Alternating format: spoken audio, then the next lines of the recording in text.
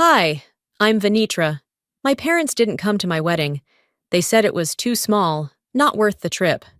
But then the photos went viral, and suddenly, everyone had something to say. Worse than their absence was what came after, when they tried to pretend they had always been part of it, when they used my silence to rewrite the story in their favor. Have you ever watched your own family pretend you didn't exist, just because it made their version of the truth more convenient? That's what happened to me, and it only got worse from there. Want to know how far they went? Let me show you. It was just past 11. The kitchen smelled faintly of burnt toast from dinner, and the only sound in the apartment was the low hum of the fridge. I had been scrolling through my phone absent-mindedly, clearing notifications, when I saw it. My mother's name lit up the screen. Just one text. Sorry, Venitra. We're not coming. It's too far for something so small. No punctuation, no warmth, not even a follow-up. At first I blinked, convinced I misread it. Then I read it again. A third time. My thumb hovered over the screen, expecting more. There wasn't more. That was it. No call, no love you. Just the dismissal, cold and final. I sat frozen at the kitchen counter, phone clutched in my hand. My heart didn't race. My chest didn't rise and fall with panic. Instead, it sank, quiet and heavy, like a stone dropped into deep water. And that silence, my mother's silence, was louder than any shouting could have been. I didn't respond. I didn't know how to. The next morning came slowly. I went through the motions, showered, dressed, even replied to some work emails. But my brain hadn't moved. It was still sitting there, in that text, still waiting for an apology that wasn't coming. By mid-morning, I stepped out onto our small balcony, mug in hand, not for the coffee, but for something to do. Alaric came out quietly behind me. I must have looked a mess, though he didn't say so. He never did. He sat beside me. Waited. Then, finally, what happened? I turned the phone screen toward him. Didn't say a word. He read the message, his eyes narrowing as he passed the phone back to me. They're not coming, I said. My voice felt borrowed, as if someone else were speaking through me. I know, he murmured, wrapping an arm around my shoulders. And I hate that it still shocks you. I nodded, because it was true. They'd let me down before, quietly, consistently, but this time felt different. Not because it hurt more, but because I wasn't willing to explain it away anymore. I thought I was ready for this. I thought I had detached. But when people you love make a choice to exclude you, not accidentally, not unknowingly, but willfully, it cuts through the numbness like glass. 2 days passed. I didn't tell anyone. I went to fittings, finalized flower orders, adjusted seating charts. Then Rachel, my best friend since college, texted, "You see this?" with a link. My stomach dropped before I even clicked. I knew. It was Lorraine, my older sister, posting her birthday dinner on Facebook. Balloons, streamers, a cake with Happy 42nd, written in looping white frosting. All of them were there. Our brothers, their wives, even cousins I hadn't seen in years.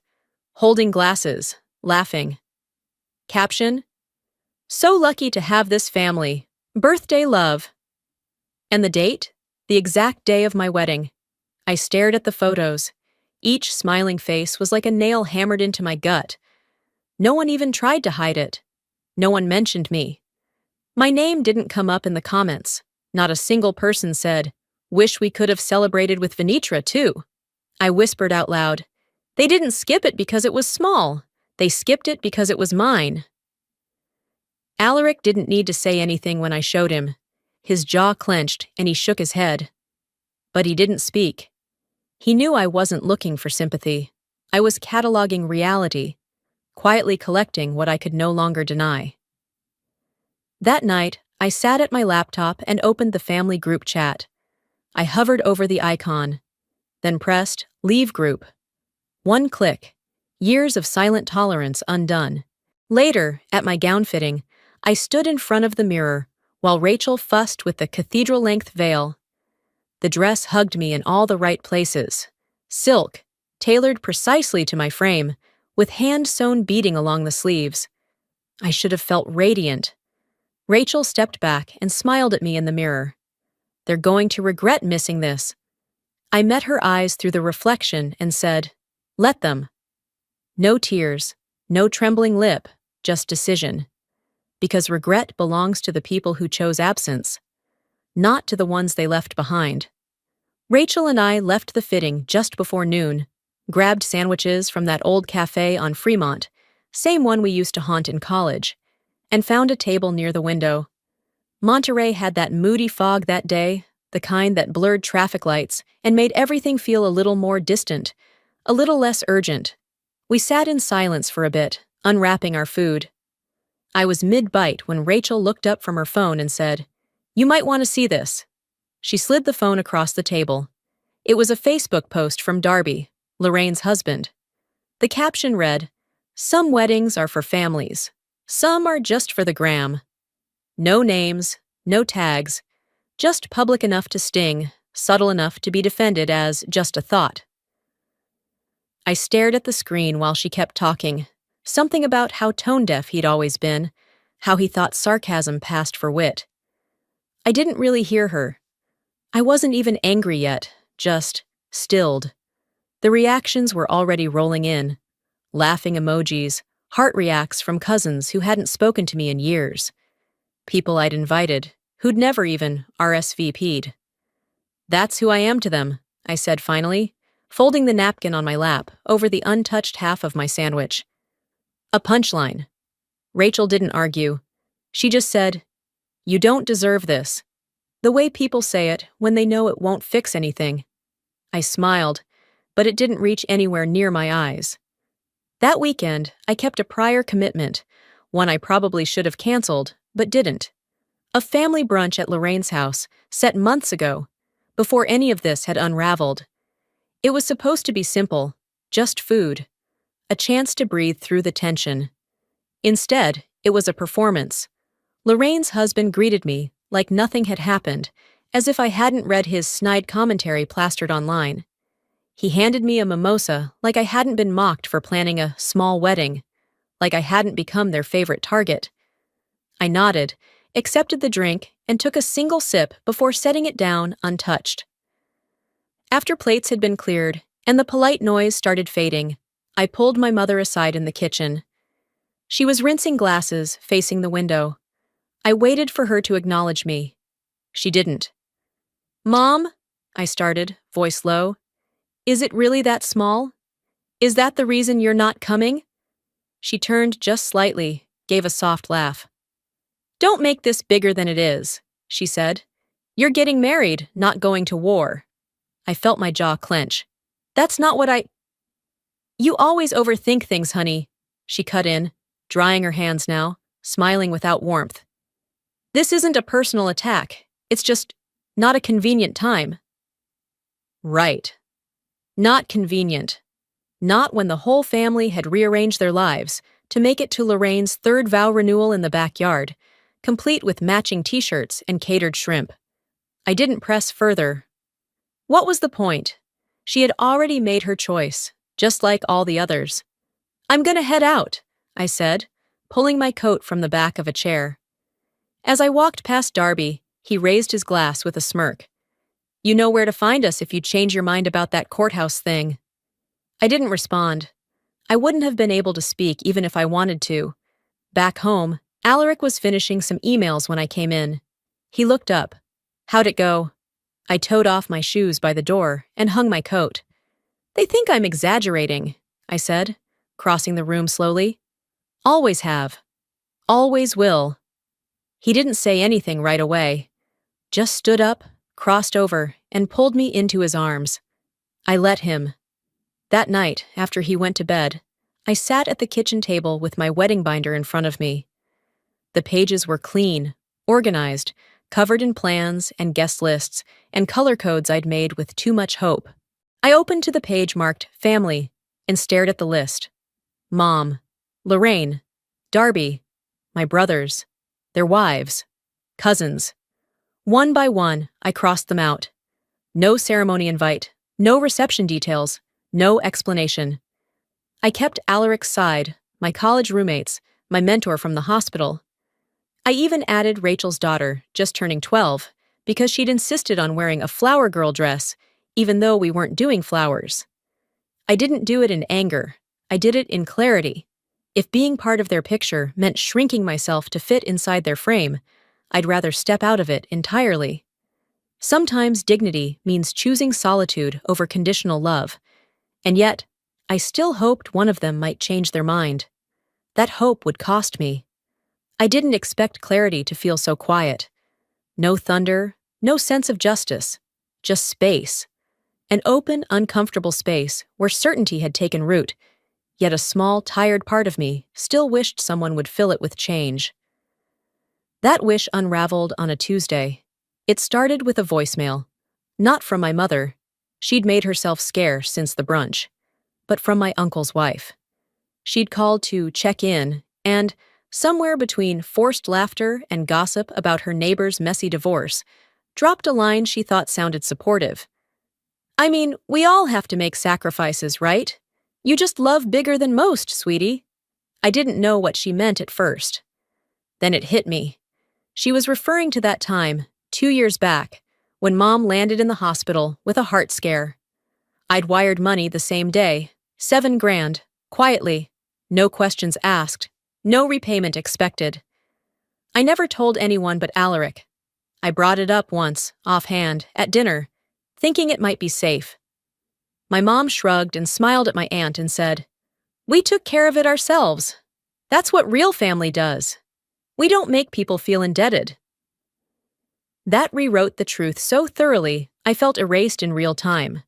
They never thanked me, but they made sure to edit me out of the memory. It wasn't the money, it was the erasure. That moment, the way her voice held pride instead of shame, stayed lodged in the space behind my ribs for months. Like I'd paid for the right to be forgotten. Funny thing is, I kept doing it, playing the giver, showing up, paying the bill, keeping quiet. Then came the honeymoon. Alaric and I had booked Santorini. It wasn't extravagant, but it was ours. I'd always dreamed of walking cliffside paths in a sundress, watching the Aegean shift color by hour. But when Mom collapsed again just 2 weeks before the trip, I canceled everything, called the airline, lost the money, put our bags back in storage. Alaric didn't say a word, just held me that night and rubbed slow circles into my back. She recovered within days. Took a cruise later that summer. I didn't bring it up.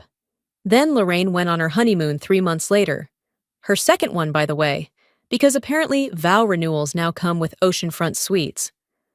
Mom commented on every post like she'd sponsored the whole thing. On one, she wrote, "Now that's how you do a family trip." I stared at that comment for a long time. It sat there like a lit match on a memory soaked in gasoline. I didn't reply. I didn't even screenshot it. I just felt something shift. Maybe some debts aren't called in with expectation, but that doesn't mean they aren't owed. They just hope you forget the balance. That evening, back at home, the house was still. Alaric was out running errands, and I sat at the dining table folding wedding programs. Cream cardstock, gold lettering, soft to the touch. Every crease felt like meditation. He walked in as I finished the last one, placed his keys in the dish, kissed the top of my head, and sat beside me. He picked up one of the folded programs, ran his fingers along the edge. "They're beautiful," he said. I didn't look up. "Thanks. You okay?" I paused. "You remember that hospital bill I covered for Mom?" "Yeah." "They don't." He said nothing. Just looked at me the way people do when they wish they could rewrite your past. I exhaled slowly, stacking the finished cards. "You've been showing up for people who'd leave you at the curb," he said. I nodded. I know, but I had to be sure that I wasn't the problem. Silence settled between us. Not awkward, just real. This wasn't bitterness. It was recognition. I didn't need to be liked. I needed the truth. And the truth was, I'd been building a bridge no one else was walking toward. So I stopped. I didn't set it on fire. I just stopped reinforcing it.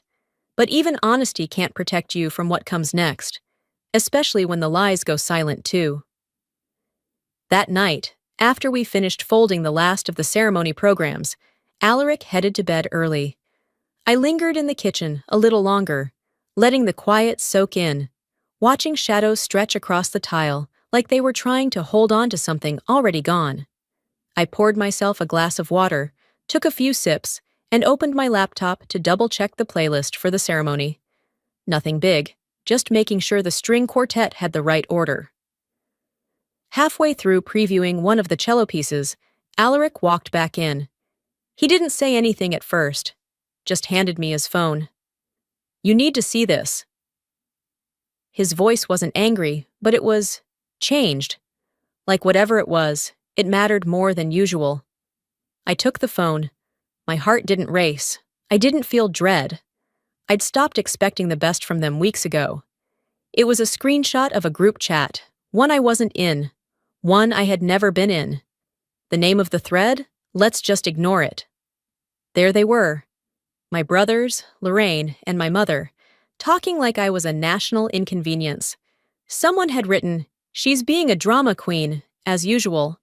Another chimed in, "She'll probably live stream it just so someone watches."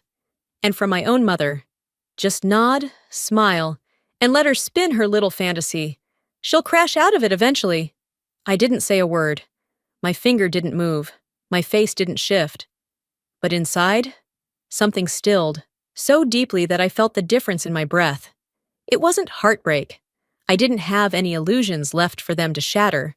It was something colder, like standing in a room you used to call home and realizing it never remembered your name. I handed Alaric his phone without looking at him, walked into the living room, sat down. I didn't cry. Instead, I opened my laptop again, logged into the shared wedding folder I'd sent them weeks ago, the one with our ceremony plans, vendor contacts, even the guest registry for their convenience. One by one, I revoked every permission. Gone. Then I opened a blank document, titled it Vows, New Draft, and started fresh. No flowery metaphors. No poetic promises to hold space for people who don't know what presence means. Just truth. Clean and sharp. I won't keep setting a table for people who bring hunger, not presence. That line stayed. Everything else changed. It was the first time my vows weren't written with hope in mind. They were written with clarity, with reality, with the unshakable understanding that love and obligation do not mean the same thing, and never have. I slept better that night than I had in weeks. The next morning, I got up early. The air was crisp, and the fog hadn't burned off yet. I made coffee, sat at the table, and drafted one last message. This one to Lorraine. Short, unpolished. No dramatic punctuation. I've seen the messages. If this continues, I'll remove all of you. Not from the wedding, from my life. It was the kind of message you send not to threaten, but to clarify. Hours passed. Nothing.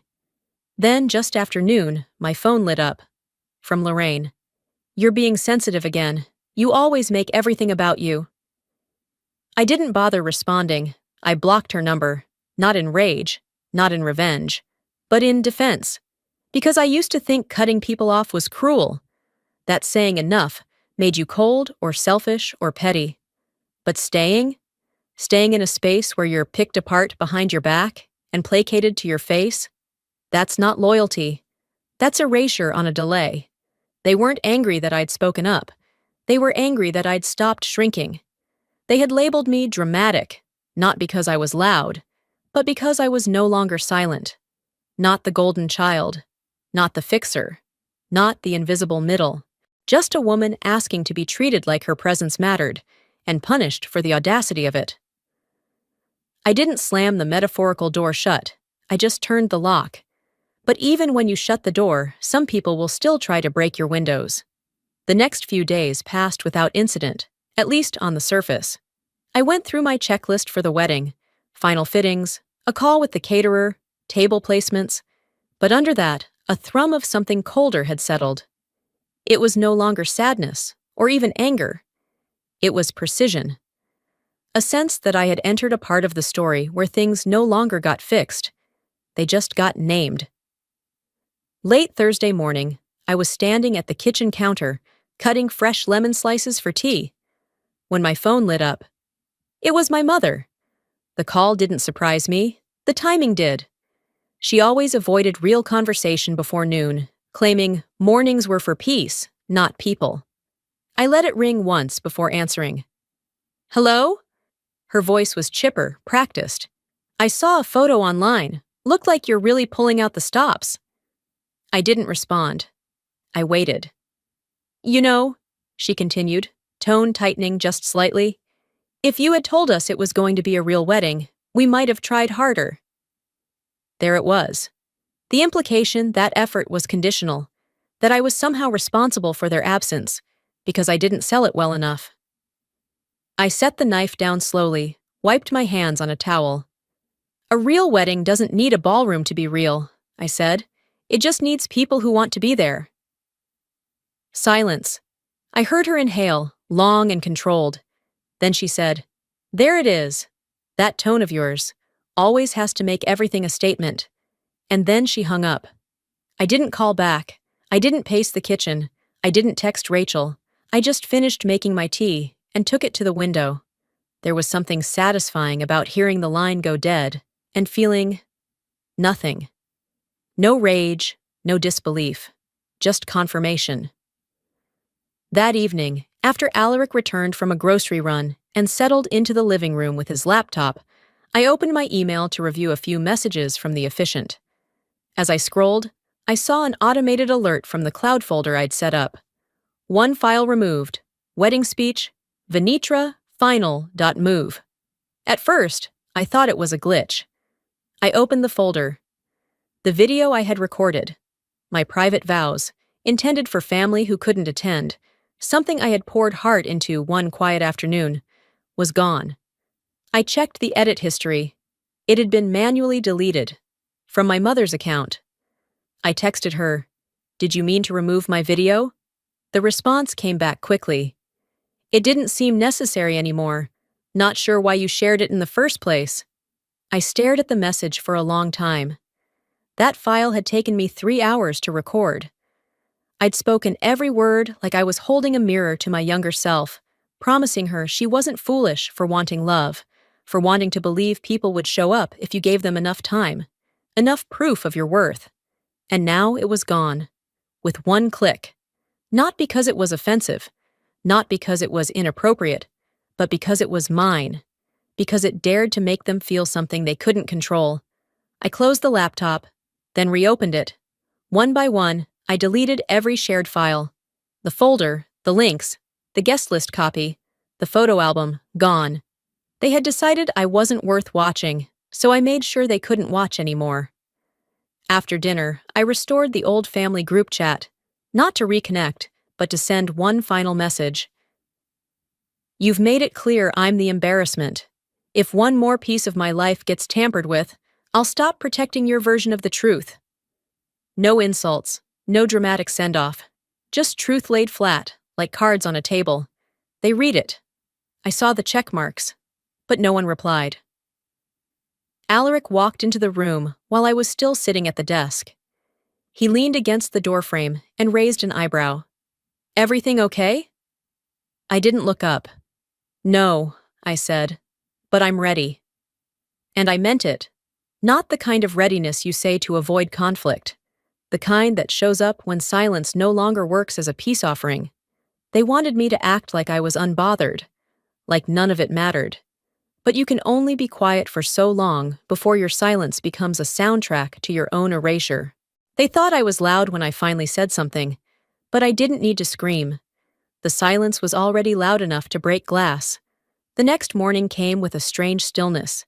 Not peace exactly, more like the quiet that settles just after a storm when everything's been knocked over, but nothing's been cleaned up. I made myself a soft-boiled egg, left the coffee to steep a little longer than usual, and sat down at the table with the envelope that had arrived the day before. Inside was the wedding album. It wasn't a surprise. I'd paid extra for rush shipping. But holding it in my hands, I felt something I hadn't in weeks. Not anger, not grief. Power. Not the dramatic kind, not revenge. Just the calm, clear kind of power that comes when you've stopped waiting for someone else to explain you. I flipped through the photos, stopping at one taken during the ceremony. The ocean wide and endless behind us, flower petals curling at the corners of the altar. Another. The dinner table glowing with candles, every plate set with intentional care. Then one of me and Alaric on the dance floor, his hand on the small of my back, my dress caught mid-spin like it was floating on its own. No one in those pictures needed to be convinced of anything. By the time I finished my second cup of coffee, I had chosen the 3 images I would post. No long caption, no tag, no anger. Just this. 1 month ago today, I married the love of my life. Small, intentional, perfect. I hit share. By lunch, comments poured in. Friends I hadn't spoken to in years were chiming in. People I worked with years ago in pediatrics, old classmates, even 2 of Alaric's cousins who'd flown in and still texted us wedding jokes every week. But more telling than the flood of kind words was the silence from my family. No likes, no comments. No looks beautiful, or even a passive-aggressive heart emoji. They'd gone quiet. That night, while Alaric was rinsing dishes and humming something off-key, I got a notification. Lorraine had posted a carousel of photos to her Instagram. Caption, "Proud big sister vibes." The first photo was from her birthday. The second was my wedding. A picture of the ocean backdrop. Another of my shoes, my actual wedding shoes, laid across the carpet with her tag. "Her style is always so classic." The comment section exploded. "Gorgeous setup! Your sister really knows how to throw a wedding. You always support each other so beautifully." She hadn't been there. She had declined the invitation, told me it was too small to be worth the drive, told everyone else she had a conflict, and now she was collecting compliments for something she never showed up for. I stared at her post for a long time, then sent a message, short and sharp. "You weren't there? Don't pretend you were." She didn't respond. 3 hours later, I checked again. The post was still up, but the caption had changed. Now it was just a single heart emoji. Nothing more. No explanation. No apology. They never own it. They just edit around the truth. The next morning, while I was writing thank you notes, my phone buzzed again. This time, it was a text from my cousin Carly. "Girl, why didn't you tell us it was like that? I would have come." I read it 3 times before typing a reply. I deleted my first version, my second. On the third, I finally hit send. "If a view made it worth showing up, then you never really wanted to be there." She never answered. That afternoon, I created a private photo album, just for the people who came. No public posts, no curated facade, just a quiet thank you to the 30 people who had chosen presence over performance. I attached a note. "Thank you for being part of something real. No edits, no facades." Before sending, I looked over at Alaric, who was reading on the couch. He looked up, gave me a soft smile, and said, "You sure?" I clicked send. "If they want the memory," I said, "they'll have to live with what they missed." I didn't say it to be cruel. I said it because it was the truth. For once, the story was mine. And I had chosen to tell it with pictures they couldn't edit. I thought the silence after those pictures would be enough. I was wrong. 2 days after I posted the wedding photos, things went quiet. Unusually quiet, even for them. No snide comments, no vague posts, no text from my mother asking why I felt the need to make things public. For a second, I wondered if they'd finally understood. That illusion didn't last long. A week later, Rachel called while I was unloading groceries. Her voice had that tone, tight and low, like she was trying to ask gently, but didn't know how. "Have you seen Lorraine's post?" I hadn't. She sent the link, and I opened it while leaning against the counter, still holding a bag of oranges. A full spread of photos filled the screen. "Family dinner last night," the caption read. Another line below, in bold, family is who shows up, period. Every person in my immediate family was there. My brothers, their wives, cousins, even Aunt Lenora, who lived 3 states away and once claimed her sciatica made travel impossible. They were smiling, toasting, and seated at a table set for celebration. And right where I used to sit, same end of the table, same angle in the photo, was Jolene. The same Jolene who once called my wardrobe funeral core during a Thanksgiving lunch. And now there she was, in my spot, wearing a dress that looked suspiciously similar in cut to mine. They hadn't just gathered. They had staged something, a replacement, a message, loud, public, sharp-edged and dressed in matching champagne tones. That afternoon, I went for a long walk. Not to clear my head was clearer than it had been in months, but to avoid typing something I couldn't take back. I didn't respond, not yet. But I noted the move, the angle, the caption. They hadn't spoken to me, but they were absolutely talking about me. That evening, as Alaric and I sat down to dinner, my phone buzzed again.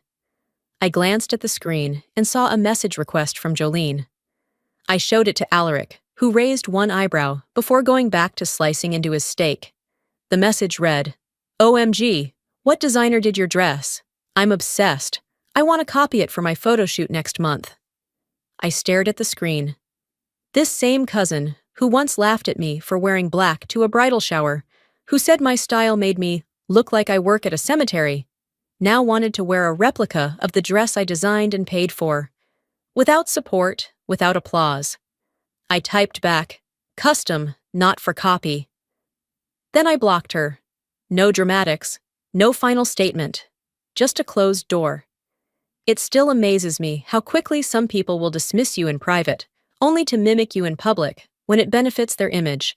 They don't want to be you. They just want what being you earns. 2 days later, another email landed in my inbox. It had been forwarded to me by a distant cousin I'd stayed in touch with since college. The subject line read, "Hope to see you there." It was an invite to a family reconciliation dinner, an event I had clearly not been told about. Below the flyer was a note from my mother. "Not sure if this will be your thing. Didn't want to assume." I checked the invite list. My name wasn't on it. My photo wasn't anywhere near it. But Lorraine's was, centered, smiling, holding a glass of wine. A dinner to reconnect, featuring people who never showed up for my wedding, but suddenly found the time to plan an event built on my absence. I sat with it, read it 3 times. Then I stood, walked into the living room, and handed the phone to Alaric. "They're rewriting it," I said. "Rewriting what?" he asked. "Me." I paused, let it settle. They've started crafting the version of me they can live with. The one who was always too emotional, too difficult, too much. The one who ruined things by speaking up. The one who wasn't really excluded, just didn't fit. Alaric didn't interrupt. He never does when I'm drawing the line. "So what now?" he asked. I looked at him, then down at the glass in my hand. "Now?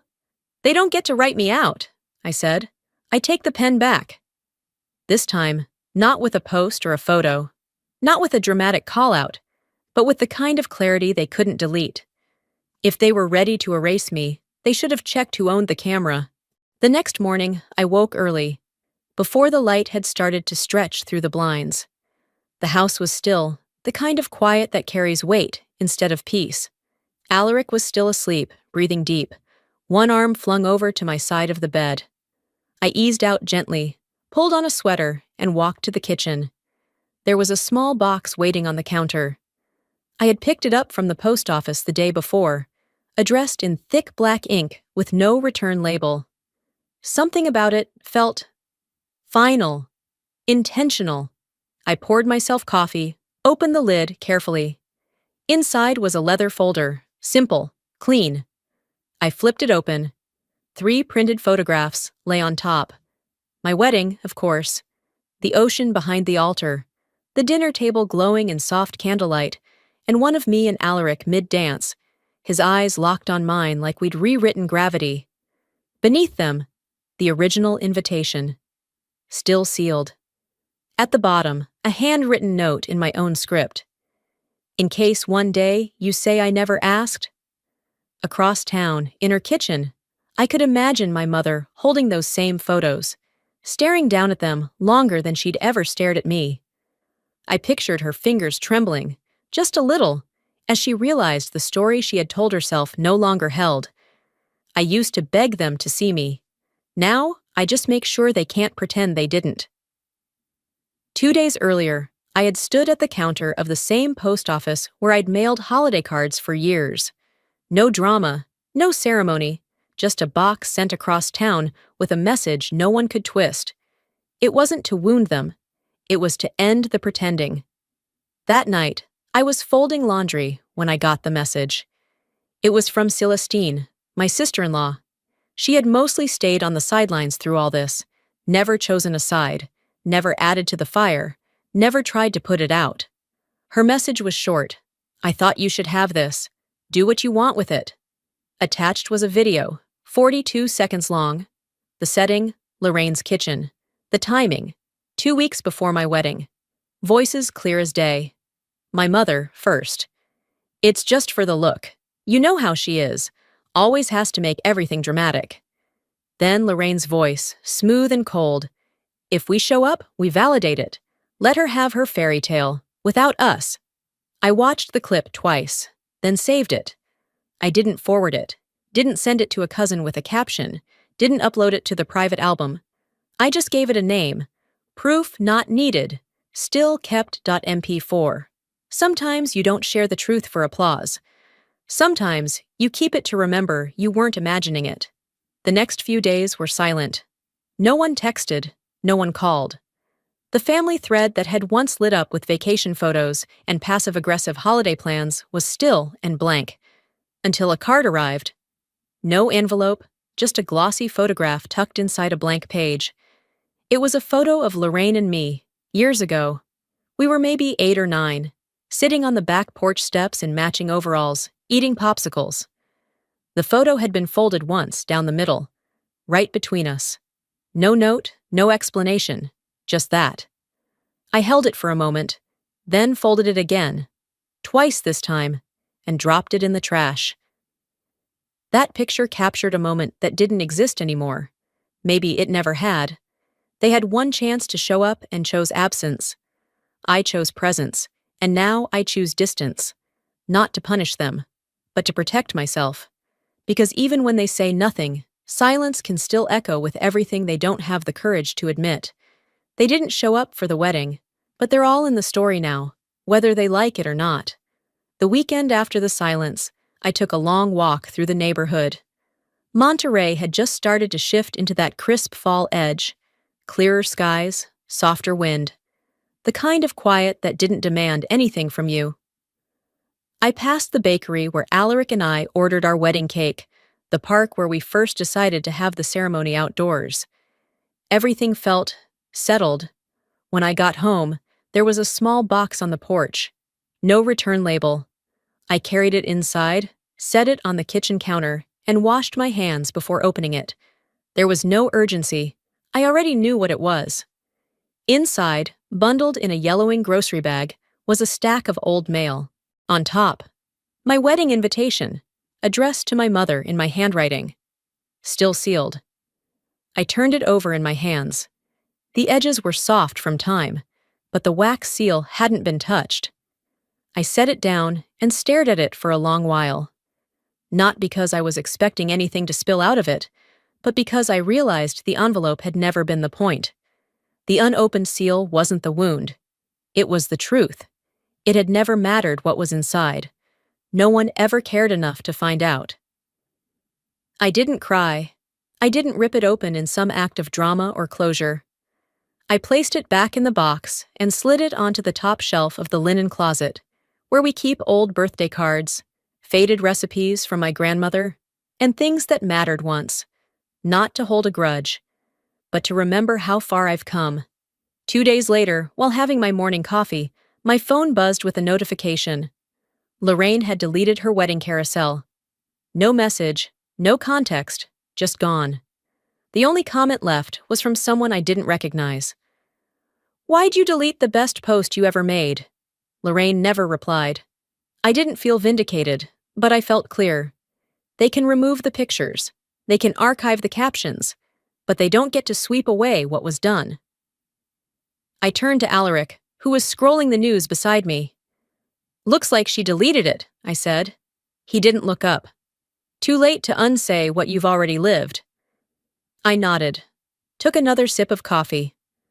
"Let them clean up the mess they made," I said, "but they don't get to clean me out with it." That evening, we hosted a quiet dinner. Just the two of us, Rachel, her daughter, and a few close friends. Nothing fancy. Takeout from the Thai place down the street, candles on the patio table, a soft playlist running in the background. It was our first anniversary. No speeches, no photos, just real conversation and shared food. Midway through dinner, Rachel raised her glass. To showing up, even when it's inconvenient, even when it's not loud. Everyone lifted theirs in unison. I stood up slowly, looked around at the people who hadn't made excuses, who hadn't needed spectacle to understand the value of presence. To knowing, I said, that absence is also a choice, and sometimes it's louder than presence. We toasted, and the moment passed like it was supposed to, quietly, fully. Later that night, after everyone had gone, I packed away a few leftover spring rolls and poured a glass of wine. Then I walked into the hallway closet and pulled down the memory box. Inside, the unopened invitation. I placed it gently next to a printed photo of the dance floor from our wedding, the one where Alaric was spinning me with that look on his face that said, "You are here. You are not invisible." I didn't get closure in the way people talk about it. No apology. No tearful phone call. No sudden awareness from the ones who stayed absent. I gave it to myself. They taught me how to live with absence. I taught myself how to live without apology. You know, if there's one thing life keeps trying to teach me, it's this. You can't make people show up for you just because you would have shown up for them. And sometimes, the hardest thing you'll ever do is stop trying. But walking away isn't weakness, it's wisdom. Setting boundaries isn't punishment, it's protection. And learning to celebrate yourself, even when the people you love choose absence. That's not selfishness. That's survival. That's peace. Maybe you've been there. Maybe you've felt invisible in your own family, or silenced for wanting something more honest, more kind. If this story touched a piece of your own, your childhood, your marriage, your silence, I want you to know you are not alone, and you are not wrong for needing more. Let me ask you something. Have you ever had to let go of someone just to hold on to yourself? Or stayed quiet for so long, people mistook it for agreement? I'd love to hear your story. Drop a comment below, share where you're watching from, or simply type 1 if this hit home for you. And if it didn't, that's okay too. Let me know why. Your voice matters here. And if you want more stories that speak to the quiet battles behind closed doors, the ones that never make the headlines but shape us all the same, then stick around. Subscribe to the channel, not just for the next video, but for the moments where your story finally feels seen